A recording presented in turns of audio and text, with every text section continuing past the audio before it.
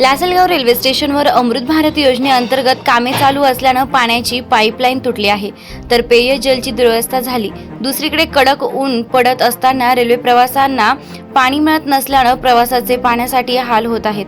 ही बाब रेल्वे सुरक्षा बलाचे उपनिरीक्षक प्रशांत गवई व स्टेशन प्रबंधक दिव्या ज्योती पांडे यांनी हेरली आणि या दोघांनी सर्वसामान्य प्रवासी प्रवास करणाऱ्या मेमो अप आणि डाऊन रेल्वे गाडीतील प्रवाशांना आजपासून 10 पाण्याचे थंडगार जार आणि थंडगार 100 पाणी बॉटलचं वाटप करण्याचा। नमस्कार।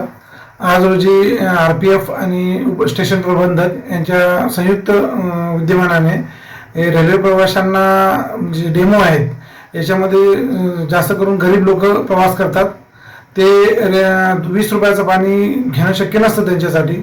त्यामुळे आम्ही सर्वांनी मिळून हा निर्णय घेतला की सर्वांना पाणी प्यायला पाहिजे आणि ही उष्णता खूप वाढत चालली आहे, जेणेकरून लहान मुलं, वृद्ध, बाया यांना पाणी उतरताना घातपात होऊ नये किंवा ते पडू नये किंवा कोणाचा मुलगा राहू नये यासाठी सर्वांना आम्ही पाण्याची व्यवस्था लासलगाव स्टेशनला करण्यात आली आहे आणि ही याच्या पुढेही महिनाभर चालू राहील।